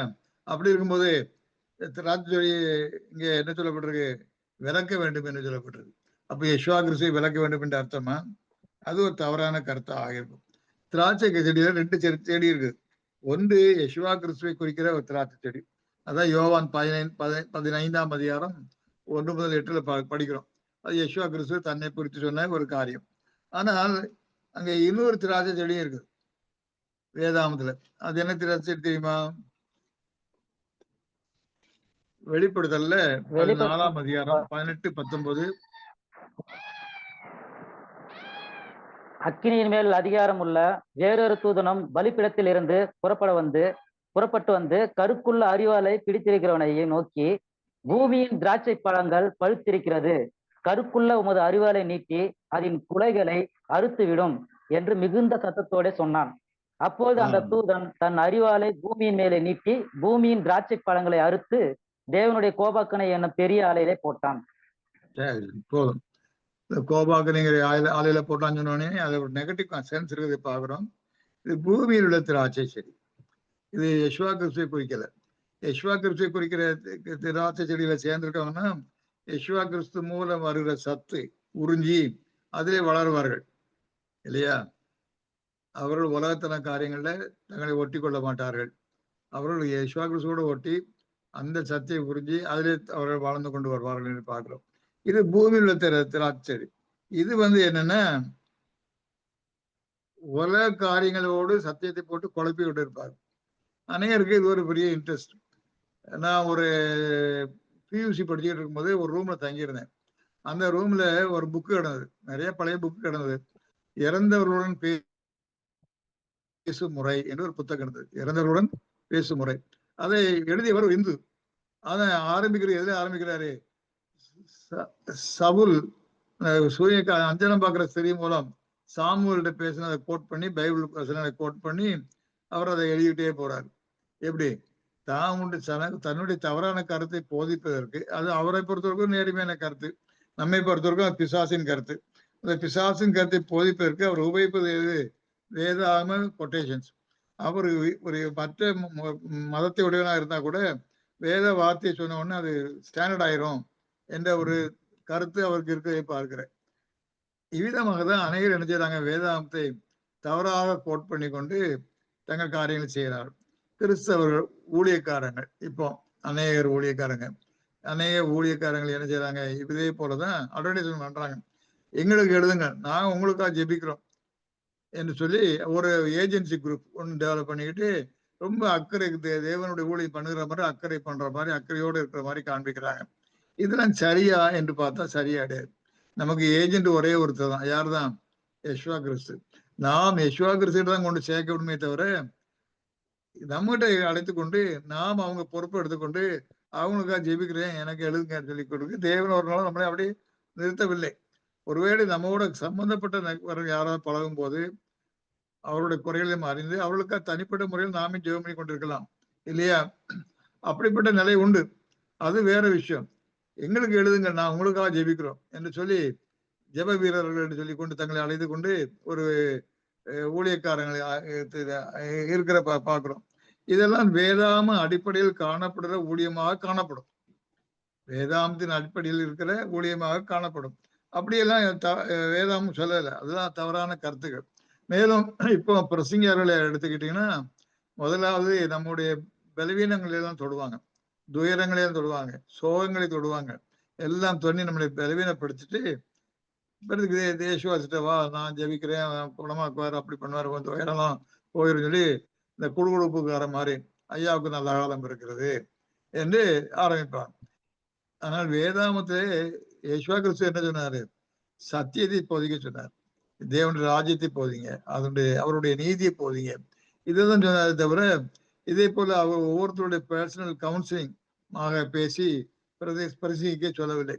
அப்படி ஒரு தேவை வரும்போது தனிப்பட்ட முறையில் யாராவது உதவி கேட்டு வரும்போது அதற்கு கொடுக்க வேண்டிய கவுன்சிலிங் வேற காரியம்.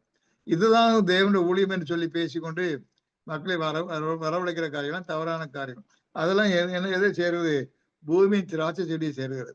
இதே போல அநேக தப்பறைகள் இருக்கின்றன இல்லையா? நேற்று கூட சொன்னேன், அநேக தப்பறைகள் என்று சொல்லும்போது அந்த நித்திய நரக வேதனை காரியங்கள், இன்னும் சொல்ல போனா போஸ்ட் மில்லியன் ப்ரீ மில்லியன் என்ற 2 கருத்து அதிகமாக நடமாடுகிறது. ஒரு கருத்து 1000 வருட யுகத்துக்கு முன்னால யேசுவா கிறிஸ்து வந்து 1000 வருட யுகத்துல ஆண்டு எல்லாத்தையும் சரி பண்ணுகிற காரியம். இதுதான் நாம் விசுவாசிக்கிறோம். ஆனா ஒரு வகுப்பார் இருக்காங்க, கிறிஸ்தவ மண்டலமே எல்லாவற்றையும் சீர்படுத்தி 1000 வருஷம் அரசாண்டு அதற்கு முன்பு சீர்படுத்தப்பட்ட நாட்டை யேசுவா கிறிஸ்து வந்து ஏற்றுக்கொள்வார் என்ற கருத்துல பேசுகிற ஒரு கத்தோலிக்க வகுப்பை சேர்ந்தவர்களும் அப்படி நினைக்கிறாங்க. இப்படிப்பட்ட பலவிதமான வகுப்பாளர்கள் இருக்காங்க. இதெல்லாம் பார்க்கும்போது வேதத்தின்படி இல்லாத வேத வசனங்களை வைத்துக்கொண்டு கட்டப்பட்ட தவறான கோட்பாடுகள் உள்ள சபைகள் எல்லாமே பூமியின் திராட்சை செடிகள் என்று பார்க்கிறோம். இது நம்ம நிறைய உதாரணம் கொடுக்க வேண்டிய அவசியம் இல்லை. எல்லாருமே பலவிதமான முறையில நம்ம வாழ்ந்து வந்திருக்கிறோம். இந்த சத்தியத்துக்கு கடைசியா வந்திருக்கிறோம். நம்ம சற்று பின்னோக்கி பார்த்தோம்னால் எவ்விதமான ஊழியக்காரர்களிடம் நம்ம மாட்டிக்கிட்டு தப்பிச்சு வந்திருக்கோம்னு தெரியும் இல்லையா? ஆக இப்படிப்பட்ட பூமியின் திராட்சை செடிகள் அதிகமாக இருக்கிறது. இந்த காரியங்கள் உள்ள காரியங்கள்ல தான் என்ன செய்யக்கூடாது, நம்ம பங்கெடுக்க கூடாது. தேவனுடைய ஊழியக்காரங்க நம்ம கான்சிக்ரேட் பண்ணவங்க நேசரைட் என்று சொல்ற இவங்க என்ன செய்யக்கூடாது, பங்கெடுக்கவே கூடாது.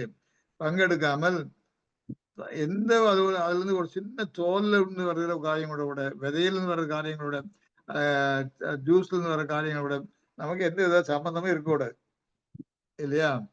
அநேக சமயங்கள்ல நம்ம இந்த மாதிரி காரியங்களை விழுந்து போயிடுறோம். காரணம் என்னன்னா நம்ம லாஜிக், நம்மளோட ரீசனிங் உயர்ந்து நிக்குது. அப்படிப்பட்ட காரியங்கள ரொம்ப அடக்கமா இருக்க வேண்டும். அடக்கமா இருப்பது பதிலாக அவர்கள் தங்க லாஜிக்கை உபயோகித்து அதுதான் சரி என்று பேச ஆரம்பித்து விடுகிறார். அது தவறான காரியம். நம்ம ரொம்ப ஜாக்கிரதையா இருக்கணும் சத்தியத்தை பேசும்போது. ஆக இந்த பூமியின் திராட்சை செடி என்பது கிறிஸ்தவ மண்டலம் முழுதுமே அப்படிதான் இருக்குது. பூமியின் திராட்சை செடியாக இருக்கிறது. ஆகவே இந்த கவுண்டர் தேவனுடைய ராஜ்யம், அதாவது போலியான தேவனுடைய ராஜ்யம் போதிக்கிற காரியங்கள் எல்லாமே தேவனிடமிருந்து தேவனுடைய பிள்ளைகளை பிரிக்கிற காரியங்களா இருக்கின்றன என்று அறியணும். ஆக போன வாரம் நேற்று கூட பார்த்தோம், தப்பறையான உபதேசங்கள் ஆபத்தானது பார்த்தோம். அதே போல இதுவும் இங்கேயும் அதை தான் பார்க்கிறோம். இந்த கான்சிக்ரேட்டடா இருக்கிறவங்க, நேசரைட்டா இருக்கிறவங்க உபதேசங்கள் ரொம்ப கேர்ஃபுல்லா இருக்கணும். அவர்கள் அவர்களுக்கு கொடுக்கப்பட்ட முதல் கட்டளை என்னது? தங்களை பிரித்துக் கொண்டு காத்திருக்க வேண்டியது அந்த பூமியின் திராட்சை செடிகளுடைய ப்ரொடியூஸ், அல்லது வருகிற எடுக்கப்படுகிற எந்த ஒரு காரியத்தையும் அவர்கள் உபயோகிக்கவே கூடாது என்று பார்க்கிறோம்.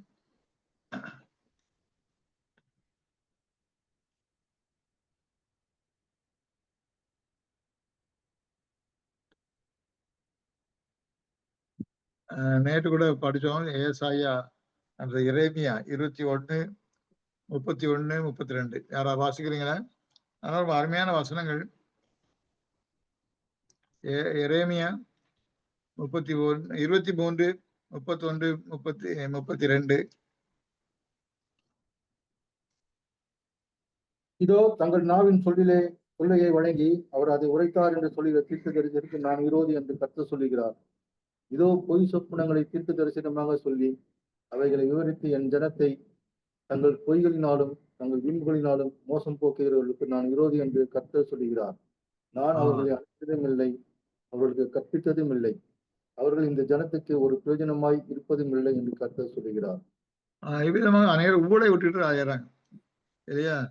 புது வருஷம் வந்துட்டுன்னா ஒவ்வொருத்தரும் தீர்க்கதரிசனம், வருஷத்தை பற்றி தீர்க்கதரிசனம்,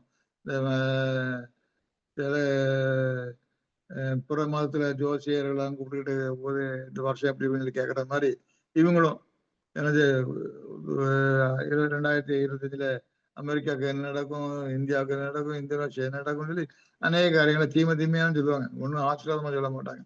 அவ்விதமான காரியங்களை போதித்து கொண்டிருக்கிறதை பார்க்கிறோம். இதெல்லாம் தவறான காரியங்கள். இதெல்லாம் பூமி திராட்சை ரசங்கள், திராட்சை செடிகள் என்று பார்க்கிறோம் இல்லையா? அது போல பணம் பணம் பணம் அப்படிப்பட்ட ஊழியம் ஒண்ணு இருக்குது இல்லையா? ஏசாயா 56:11.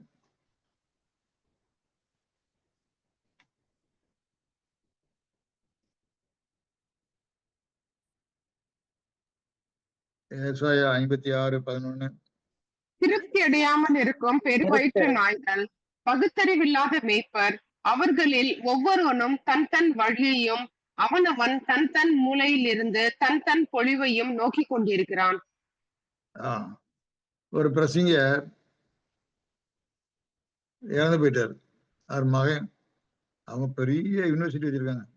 அவன் மகன் யாரோ ஒரு ஆள் 500 rupees கொடுத்தாலும் அந்த பிரசங்கரை அடக்கம் பண்றதுக்கு சில காணி கொடுப்பாங்க இல்லையா? அது மாதிரி அவர் உடனே சொல்றாரு, இந்த 500 rupees மைக்கிலுக்கு டிவியில காட்டிக்கிட்டு இதை கொண்டு நான் எங்க அப்பா நான் அடக்கம் பண்ண போறேன், என் செலவுக்கு இதை ஒரு சகோதரி கொடுத்துருக்காங்க சொல்லி காட்டுறாரு. என்ன அர்த்தம்? நீங்க எல்லாம் காணிக்கை கொடுங்கன்னு சொல்லி. அதே மாதிரி அவர் லாரியில வச்சு கொண்டு போறாங்க, மினி வேன் மாதிரி ஒன்று வச்சு கொண்டு போறாங்க. வேனோ லாரியோ. ஒரு பக்கம் அவருன்னு எல்லாரும் காசு கொடுக்குறாங்க, வாங்கி வாங்கி உள்ள போட்டுட்டு இருக்காரு. இன்னொரு பக்கம் பேரன் நின்றுட்டு காசு வாங்கி போட்டுட்டு இருக்காரு. அவரோ பெரிய பணக்காரன். காசு கொடுக்குறவங்க வறுமையானவங்க தங்க கஷ்டத்துல கொடுத்துட்டு இருக்காங்க. இப்படி தங்க பொலியை பெருகி கொண்டு காசு இருக்கிற திருப்தி அடையாத, வேதமே சொல்லுது, திருப்தி அடையாத பெரு வயிற்று நாய்கள், வேதமே சொல்லுது. இப்படிப்பட்ட ஊழியக்காரர் தான் இருக்காங்க. அங்கங்க ஓலம் விட்டு ஊழை விட்டு கொண்டு இருக்காங்க. இவங்க எல்லாருமே எதை குறிக்குது? பூமியின் திராட்சை செடிகள். இதே போல நாம வேதத்தை உபயோகித்துடக்கூடாது. ரொம்ப கேர்ஃபுல்லா இருக்கணும். எதுக்கு சொல்றேன்னா, இவன் ஏன் எடுத்து சொல்றேன்னா, நமக்கும் சோதனை வரும். சத்தியம் படிச்சோன்னு, சத்திய அறிவு வந்தவுடனே நாமும் இதே போல பல வேஷங்கள் போட சொல்லும். அது ஆபத்தான காரியம். அப்படி இருந்தோமானால் நாம் அந்த கான்செக்ரேட்டராக இருக்க முடியாது, அதை தொடக்கூடாது. அடுத்த போல விளக்கப்பட்ட காரியம் முடி. என்ன செய்யக்கூடாது? சவரன் கத்தி படவே கூடாது. தலைமையில சவரன் கத்தி போடவே கூடாது என்று சொல்லப்பட்டிருக்கே பார்க்கிறோம். இப்ப முடி என்பது நமக்கு தேவன் கொடுத்த ஒரு அத்தாரிட்டியை காண்பிக்கிறது. இது பலரால் உணரப்பட்ட காரியம் அல்ல. அது தேவனுடைய பிள்ளைகளுக்கு மட்டும்தான் தெரியும். அந்த அத்தாரிட்டி, அங்கீகாரம். சத்தியத்தை பொறுத்த வரைக்கும் நமக்கு அத்தாரிட்டி இருக்குது. நமக்கு சொன்னோன்னே நமக்குன்னு எடுத்துக்கிட்டாங்க. குறிப்பாக மணவாட்டி சபை அந்த காலத்தில் ஊழிய சுவிசேஷத்தில் ஊழியவர்களை குறிக்கிறதாக இருக்கிறதே பார்த்துக்கிறோம். தீர்க்கதரிசிகள் அவங்களெல்லாம் குறிக்கிறதை பார்க்கறது நம்ம எடுத்துக்கிடுவோம். ஆனா நாமும் அதுல இருந்து ஒரு லெசனை கற்றுக்கொள்கிறோம். ஏனென்றால் நமக்கு அந்த சத்தியத்தை படிக்கிறதுனால ஒரு அதிகாரம் இருக்கிறது. அதிகாரம் என்றால் வேலை வாங்குற அதிகாரம் இல்லை. ஒன்னு அதிகாரம் சொன்னோடனே ஒருவனை வா என்று சொன்னால் வருகிறான், ஒருவனை போ என்று சொன்னால் போகிறான். அப்படிப்பட்ட அதிகாரம் இல்லை. சத்தியத்தை பொறுத்தவரைக்கும் எது சத்தியம் எது சத்தியம் இல்லை நிதானித்து அதை கணிக்க, அல்லது சத்தியமா இருந்தால் அவர்களை தேற்றி உற்சாகப்படுத்தி கொண்டு வர அந்த அதிகாரம் நமக்கு இருக்கிறது. சத்தியத்தை பொறுத்த வரைக்கும் சத்தியத்தை நிலைநிறுத்த வேண்டிய அதிகாரம் இருக்கிறது. சத்தியம் இல்லாதவர்களை எப்பேற்பட்டவங்க போதித்தாலும் அதை தடுத்து நிறுத்த அதிகாரம் இருக்கிறது இல்லையா? அப்படிப்பட்ட காரியங்களை பூமி திராட்சை செடிகளை கொண்டு அந்த ரசத்தை குடித்து கொண்டு ஒருத்தர் வந்தாருன்னா, அதை போதித்தாருன்னா நம்ம என்ன செய்யணும்? அதை கண்டிக்க அதிகாரம் இருக்கு. அதைத்தான் அது குறிக்கிறதா இருக்கிறது. அப்படிப்பட்ட அதிகாரம் உடையவர்களாக இருக்கார்கள். அந்த அதிகாரத்தை விட்டுவிடக்கூடாது. முடி வெட்டுறதுன்னா அதை நாமே கழித்து வைக்கிறது. அந்த அதிகாரம் வேண்டியதில்லை, நான் உபயோகிக்க மாட்டேன் என்று சொல்லி சத்தியத்தை காக்காமல் இருப்பது, அல்லது தாங்களே விட்டு கொடுக்கிறது, அல்லது மற்றவங்க நம்மிடத்தில் அதிகாரத்தை எடுத்துக்கொள்ள அனுமதிப்பது, இப்படிப்பட்ட காரியங்கள் செய்யக்கூடாது என்று சொல்லப்படுறதை பார்க்கிறோம். அது ஒரு தவறான காரியம். விளக்கப்பட்ட அந்த 2வது காரியம் என்பது தேவன் நமக்கு கொடுத்திருக்கிற சத்தியத்தின் மேல் கொடுத்திருக்கிற ஒரு அதிகாரம். இந்த சத்தியத்தின் மேல் கொடுக்கிற அதிகாரத்தை தப்பறையாக உபயோகிக்கக்கூடாது, தவறாக உபயோகிக்கக்கூடாது. தங்களுக்கு பேச்சு திறமை அழகா இருக்கலாம். நம்ம ஐக்கியத்தில் ஒரு மூத்த சகோதரர் ஒருத்தர் இருந்தார். அவர் அழகாக பேசுவார். அவர் இப்படி நம்மோட இல்லை, மரித்து போனார். அவர் ஆசரிப்பு கூடாரத்தையும் எடுப்பாரு, அதே சமயத்துல பிரமிடையும் எடுப்பாரு, அதே சமயத்துல காலக்கணக்கையும் எடுப்பார். மூத்த சகோதரர்கள் அனைவருக்கு நான் யாரை சொல்றேன்னு தெரியும். அந்த 3லையும் எடுத்து அழகாக பேசுவார். மிட் நைட் 1 o'clock வரைக்கும் கூட உட்காந்து அவர்கிட்ட பெருசங்க கட்டிட்டு இருப்பாங்க. மீதி கன்வென்ஷன் முடிஞ்ச பிறகு அவரோட உட்காந்து சாப்பிட்ட பிறகு அவரோட உட்காந்து ஒரு கூட்டம் அவர் பேசுறதெல்லாம் கட்டிட்டு இருப்பாங்க. அவ்வளவு தூரம் அதிகமாக பேசிக்கிட்டே இருப்பார். அப்படியே இருக்கும். ஆனால் சில காரியங்கள் பார்க்கும்போது அவருடைய குறைகள் காணப்பட்டு பிறகு சகோதரர் ஒருத்தர் விலக ஆரம்பிச்சாங்க. அப்படிப்பட்ட காரியங்கள் காணப்பட்டால் தான் விலக வேண்டும். அது முக்கியமாக மூத்த சகோதரர்களாக இருந்து ஓடுறவங்களுக்கு அது பெரிய ஆபத்தா இருக்குது. அவர்கள் தவறாக அந்த முடிவை உபயோகிப்பார்கள், அதிகாரத்தை தவறாக உபயோகிப்பார்கள். அப்படி உபயோகிக்கும் போது நாம் மிகவும் ஜாக்கிரதையாக இருந்து வழிநடத்த கடமைப்பட்டிருக்கிறோம். அதை விடக்கூடாது. ஏன்னா பெரிய ஆபத்து உண்டாயிரும். யாருக்கு? சபைக்கு ஆபத்து உண்டாயிரும். ஆக நசரேயன் விரதம் காக்கிற வரைக்கும் நாளெல்லாம் அவர்கள் அந்த அதிகாரத்தை தப்பறையாகவும் உபயோகிக்கக்கூடாது, அதை விட்டு விடவும் கூடாது, மற்றவங்க அதை எடுத்துக்கொள்ளவும் விடக்கூடாது இல்லையா? சிலர் விட்டுட்டு ஓடுவாங்க, அப்படியும் ஓடக்கூடாது. ஆக திருத்துவதற்கு வழி உண்டு, திருந்துவதற்கு வழி உண்டு. ஆனால் அந்த பொறுப்பை கழிப்பதற்கோ, பொறுப்பை விட்டு விடுவதற்கோ, பொறுப்பை இன்னொருத்தர் பறித்துக் கொள்வதற்கோ நாம் விடவே கூடாது. அதை கவனமாக செய்ய வேண்டும். அதுதான் தலைமையில் சவரன் கத்தினால் எடுக்கப்படுறதுக்கு ஒரு அடையாளமா இருக்கிறது. அப்படிப்பட்ட காரியங்களை செய்யக்கூடாது. ஆனால் எதை செய்தாலும் தாழ்மையை செய்ய வேண்டும். எதை செய்தாலும் தாழ்மை. அது உரியாகி ஹம்புல் சொல்லுவாங்க. அந்த தாழ்மையில வெளியே தாழ்மையாக காணப்படுவார்கள். அந்த உரியாகி ஹம்புல்னஸ் என்பது கிடையாது. வெளியே ஒருவேளை எப்படி இல்லை முரடானா கூட காணப்படலாம். தேவனுக்கு முன்பாக தாழ்மையா இருப்பார்கள், தேவ சத்தியத்துக்கு தாழ்மையா இருப்பார்கள், தேவனுடைய பிரமாணங்களுக்கு தாழ்மையா இருப்பார்கள். அதிலே ரொம்ப ஜாக்கிரதையாக இருப்பார்கள் என்று பார்க்கிறோம். ஆக அப்படிப்பட்ட நசரேட்டாக நாம் இருக்க கடமைப்பட்டிருக்கிறோம். சரி, அடுத்தாப்புல காரியம் 3வது காரியம் என்னது? பிரேதம். பிரேதத்தினாலே தீட்டுப்படாமல் இருக்க வேண்டும் இல்லையா? பிரேதத்தினாலே தீட்டுப்படாமல் இருக்க வேண்டும். அப்படி பிரேதத்தினால் தீட்டுப்படுகிற காரியம் நம்ம எல்லாருமே நடைபெறும் தான். நம்ம எல்லாருமே நடைபெறும் தான் இல்லையா? இது இந்த மயிர் கத்திரிக்கிறதுக்கு ஒரு எக்ஸாம்பிள் ஒன்று இருக்குது. அது சொல்ல மறந்துட்டேன், அது சொல்லிடுறேன். ஜான் வேசல் ஒருத்தர் இருந்தார். அவர் கிறிஸ்துக்காக, சத்தியத்துக்காக தைரியமாக போராடின ஒரு நபர் சுவிசேஷ யுகத்துல. அவர் பின்னால வர வர இந்த ரோமன் கத்தோலிக்கர்களோட இன்குசேஷன் கேள்விப்பட்டிருப்பீங்க. அவர்கள் ஒரு கூட்டம் கூடி பனிஷ்மெண்ட் கொடுப்பாங்க, தண்டனை கொடுப்பாங்க. அந்த தண்டனை தாங்க முடியாம அவர் என்ன செய்தாரு? மறுதளித்து அவர்கள் பக்கம் போயிட்டார். அது ஒரு பெரிய ஒரு காரியமாக அந்த அவரை ஒரு நசரேட்டா இருந்த ஆளு அதை முடியை கத்தரித்து அந்த அதிகாரத்தை விட்டுட்டு போயிட்டார் என்று ஒரு எக்ஸாம்பிள ஜான்சன் கொடுத்திருக்கிறார். அந்த எக்ஸாம்பிள் நமக்கு ஒரு நல்ல உதாரணமா இருக்கிறது. நம்மளோட அநேகர் ஓடி வந்திருக்காங்க, சத்திய சகோதரர்கள் ஆரம்ப காலத்துல அநேகர் ஓடி வந்திருக்காங்க பயணத்துல. ஆனால் இதுவரைக்கும் கரை சேர்ந்திருக்காங்களா என்று பார்த்தா இல்லை. அநேகர் நம்மை விட்டு பிரிந்து போயிட்டாங்க. பிரிந்து போனால் கூட தப்பு இல்லை. அவங்க அங்க உற்சாகமாக ஊக்கமாக சத்தியம் இன்னொரு கூட்டத்துல இருந்து அல்ல அவங்கள தனியா இருந்து படித்து கொண்டிருந்தாலும் பரவாயில்ல. ஆனால் அவர்கள் அதையும் இல்லாமல் இல்லாமல் குளிர்ந்து போனவர்களாக இருக்கிறதை பார்க்கிறோம். அப்படிப்பட்ட நிலையில் இருக்குமானால் அது ஒரு ஆபத்தான காரியம். அனைவரும் அதிலே கேள்வி கேட்கிறவர்களாகிறாங்க. அதெல்லாம் பெரிய ஒரு தவறான ஒரு காரியமாக இருக்கிறதை பார்க்கிறோம். ஆக இதுமாக தங்களுடைய பிரதிக்கினியை சத்தியம் படிக்க ஆரம்பிச்சாலே சத்தியத்துல ஒரு பிரதிக்கு நம்ம எடுக்கிறோம். அந்த பிரதிக்கினியை நம்ம விட்டுட்டு அந்த ஊழியத்தை விட்டுட்டு போறது தவறான காரியம். மற்ற சபையில ஊழியக்காரர் ஒருத்தர், ஊழியம் செய்கிறவர் ஒருத்தர், ஊழியம் செய்யாதவர் ஒருத்தர் பிரிவினை உண்டு இல்லையா? Friends missionary Bible society, friends missionary brand, FMBA சொல்லி சொல்லுவாங்க. அது ரொம்ப விசேஷமாக அநேக இடங்கள் இருக்குது. அதோட மாட்டோ என்ன தெரியுமா? போ அல்லது அனுப்பு, போ அல்லது அனுப்பு. இந்த மாட்டோ ரொம்ப சிறந்த மாட்டோ மாதிரி அவங்களுக்குள்ள இருக்குது. ஆனால் அது ஒரு ஸ்டூபிட் மாட்டோ. கிறிஸ்தவனுக்கு அது தகுந்தான மாட்டோ இல்லை.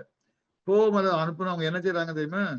சில ஆட்களை ஊழியராக யார் யார் வாலண்டியரா இருக்கணும் அவங்கள ஊழியராக அனுப்புறாங்க.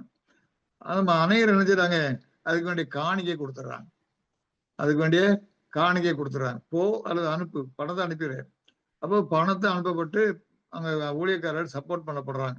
அது இதுல தப்பு என்ன இருக்கு என்று சொன்னா, வேதாபத்தின்படி கான்சிக்ரேட் ஆன எல்லாருமே ஊழியக்காரங்க. நாம் எல்லாரும் ஊழியம் செய்யணும். என்ன, நான் எனக்கு தெரிய புத்த ஞானம் வந்துட்டு இப்பதான் ஊழியம் பண்ண போறேன் அப்படிலாம் இல்லை. நீ கான்சிக்ரேட் பண்ணி எப்போ பேப்டிசம் எடுத்துட்டியோ அப்பவுமே என்ன கடமை வந்துட்டு spreading the truth, word of God. நம்ம 7 படிகள் ஒரு படி ஒன்று இருக்கு இல்லையா? 7 படியில் ஒரு படி என்னது? சத்தியத்தை பிரகடனப்படுத்த வேண்டும். அது நம்முடைய கடமை. அது எல்லாருமே ஊழியக்காரர்கள். அதுக்கு கொட்டடிச்சுட்டு போனதான் ஊழியக்காரர் அல்ல, இப்படி பிரசங்கம் பண்ணதான் ஊழியக்காரர் அல்ல. தனிநபருக்கு நாம் சொன்ன சத்தியத்தை சொன்னாலே பெரிய ஊழியம். செல்லையா பிரதர் ஒருத்தர் இருந்தாரு. அவர் ஒரு நாள் பிரசங்கம் பண்ண மாட்டாரு, பிரேயர் கூட பண்ண மாட்டாரு. ஆனால் அவர் செய்யற வேலையெல்லாம் தனிநபர் ஊழியம். பஸ்ல யார் கூட உட்காந்தாலும் சரி சொல்லிட்டே வருவார். பிரதர் மாணிக்க தாஸ் வந்து அவர் மூலம் வந்தவர் இல்லையா? பிரதர் மாணிக்க தாஸ், சரி அவர் இல்ல போல, சரி மாணிக்க தாஸ் பிரதர் செல்லையா மூலம் வந்தவர். இப்படி தனிநபர் ஊழியம் பண்ணி வந்தவர் அநேகம் இருக்கிறாங்க. நாமும் அப்படி செய்ய வேண்டும். தனிநபர் ஊழியம் அது பெரிய ஊழியம். நமக்கு தேவன் எத்தனையோ பேரை இப்ப நம்ம கூட சேர்த்து விடுறாரு. அப்ப நம்ம சும்மா வாயை மூடிட்டு இருக்கோமா? வாயை ஜிப் போட்டு அடைச்சிட்டு இருக்கோமா? நம்முடைய ஊழியமே மாணிக்கதாஸ் இருக்கீங்களா பிரதர்? ஆமா ஆமா அப்படிதான் பிரதர். நான் வந்து அவரு எதேச்சியா பக்கத்துல ஒய்ஃப் மெடிக்கல்ல இருக்கும்போது ஒரு டிராக்ஸ் கொடுத்தாரு. அது மட்டும் இல்லாம தேவ ஏற்பாடு, இவங்களை பத்தி தேவ ஏற்பாடு ஒண்ணு கொடுத்தாரு. இது 50 ரூபாங்க விலை, நீங்க ஃப்ரீயா வச்சுக்கங்க, இல்லாட்டி முடிஞ்சா 50 ரூபா கொடுங்கன்னாரு. அவ்வளவுதான், 50 ரூபா கொடுத்து வாங்கிட்டேன். அதுக்கு பிறகுதான் அதை நான் உங்களே கான்டாக்ட் பண்ணேன்.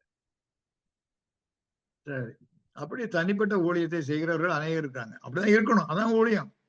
ஆக அவ்விதமாக நாம் ஊழியம் செய்கிறவர்களாக இருக்க வேண்டும். நான் திரும்ப ஊழியம் சொல்றேன்னா, நம்முடைய சகோதரிகள் ஏதோ சத்தியம் கேட்டோம் 2 வாரத்துல 2 நாள் அதோட முடிஞ்சு போச்சு, எனக்கு ஏதாவது ஆப்பர்ச்சுனிட்டி வந்தா நான் செய்வேன் அப்படின்னு இருக்கக்கூடாது. நீங்களும் ஆப்பர்ச்சுனிட்டி தேட வேண்டும். கருத்திடத்தில் கேளுங்க, கருத்துல கதவை திறந்து விடுவார். நீங்க டிராக்ட் வச்சிருங்க, நீங்க கொடுங்க, அல்லது பைபிளில் உள்ள காரியங்களை எடுத்து சொல்லுங்க. இவ்விதமாக ஊழியம் செய்ய வேண்டும். ஊழியம் செய்தால்தான் நீங்கள் விசுவாசத்தை கிரியையினாலே வெளிப்படுத்துகிறீர்கள். இல்லைன்னா கிரியையினால விசுவாசம் செத்ததாயிரும். ஆக ஊழியம் செய்யுங்க. ஆக இப்படி ஊழியம் செய்யும் போது அதை உங்க தலைமயிர் உறுதி, அது அதிகாரத்தை நீங்கள் காண்பிக்கிறீர்கள் என்று பார்க்கும். இந்த போல அனுப்பிட்டு சொன்னா அனுப்பியாச்சுன்னா முடிஞ்சு போச்சுன்னு நினைச்சீங்கன்னா, குர்பான் காணிக்கை கொடுத்து தகப்பனை செய்ய வேண்டிய கடமைலாம் செய்தாச்சு சொன்னா, யூதர்கிட்ட அந்த வழக்கம் இருந்தது. அந்த காணிக்கை கொடுத்தாச்சு, எங்க அப்பாவுக்கு செய்ய வேண்டியெல்லாம் செய்தாச்சு என்று சொன்னா அதை ஏற்றுக்கொள்ள முடியுமா? யேசுவா கிறிஸ்துவை கண்டிக்கிறார்.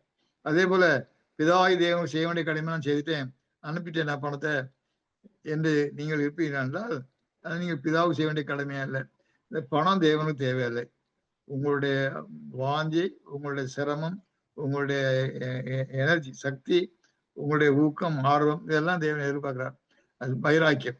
ஆக இதை கொண்டு நீங்கள் அந்த ஊழியம் செய்யும் போது நீங்கள் உங்கள்கிட்ட இருக்கிற பிரதிஷ்டை, தலைமயிர் சிலைக்கப்படக்கூடாது, அந்த அதிகாரத்தை உபயோகிக்கிறீர்கள் என்று பார்க்கிறோம்.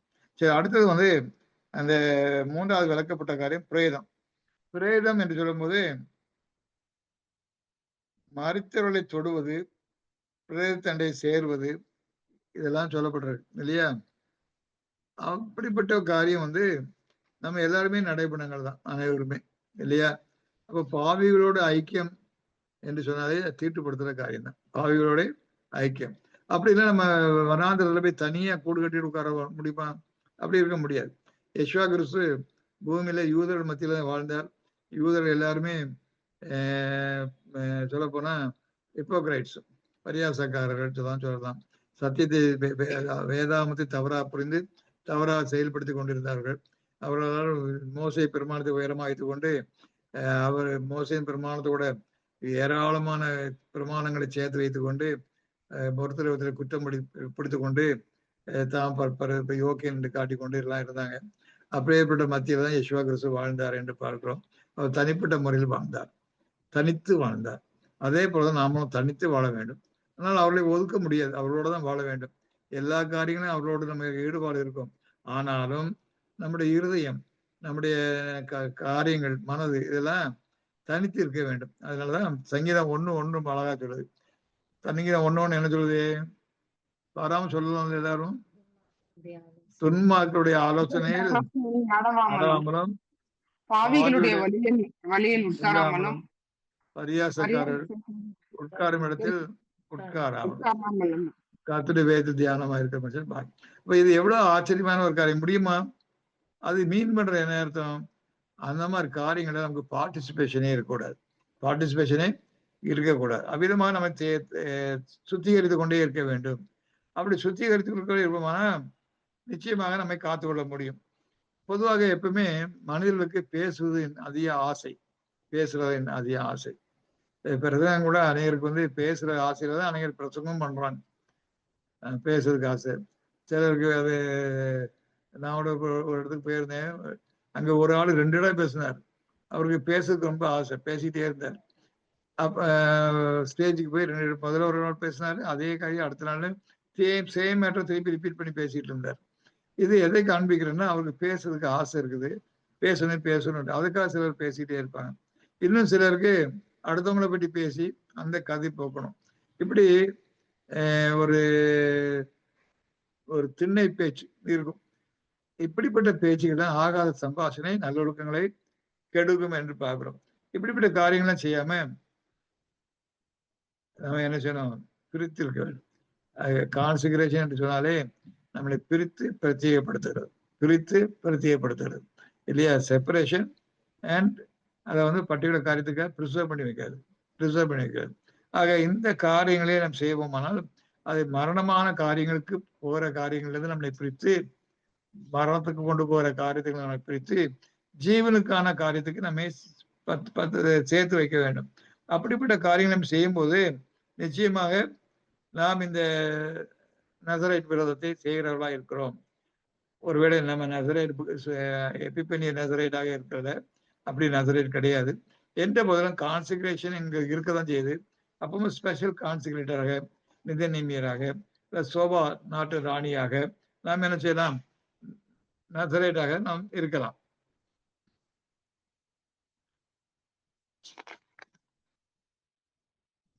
அப்போ கர்த்தருடைய ஊழியக்காரராக நாம் இருக்கிறோம். இது ஏற்கனவே சொன்னது போல இது கான்சிகரேஷன் இருக்க ஒவ்வொருவருடைய பொறுப்பும். அது எந்த ஒருவரும் என்ன செய்ய முடியாது, எனக்கு அந்த பொறுப்பு இல்லைன்னு சொல்லி விலக முடியாது.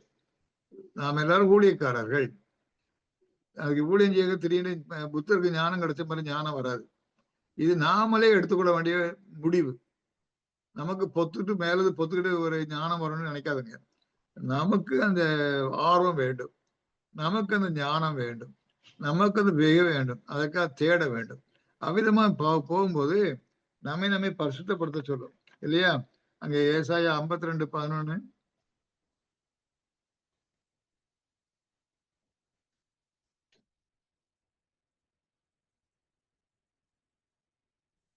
புறப்படுங்கள், புறப்படுங்கள், அவ்விடம் விட்டு போகுங்கள், அசுத்தமானதை தொடாதிருங்கள், கர்த்தருடைய பாத்திரங்களை சுமக்கிறவர்களே, அது நடுவிலிருந்து புறப்பட்டு உங்களை சுத்திகரியுங்கள். இதுதான் நம்ம செய்ய வேண்டிய காரியம். இந்த நசரைட்டுங்கிற பாடத்தை இப்ப படிச்சோமே, அது எசன்ஸே இதுதான். நாம் புறப்படுங்கள், அசுத்தமானதை தொடாதுங்கள், கர்த்தருடைய பாத்திரங்களை சுமக்கிறவர்களே உங்களே என்ன சுத்திகரிங்கள், நம்மை சுத்திகரித்துக் கொள்வோமாக. தேவன் தாமே இதை ஆசிரியர் தருவதாக. நீங்கள் இன்னும் டீட்டெயிலா படிக்கணும்னா தேவ வந்திருக்கிற செய்தியை எடுத்து படிங்க. தேவன் நமக்கு இதை நிச்சயமாக ஆசிரியத்து தருவார். நாம் இப்பொழுது ஏதாவது கேள்வி இருந்தா கேளுங்க. அங்கிள், யேசு கிறிஸ்து நசரே விரதம் இருந்தாரா?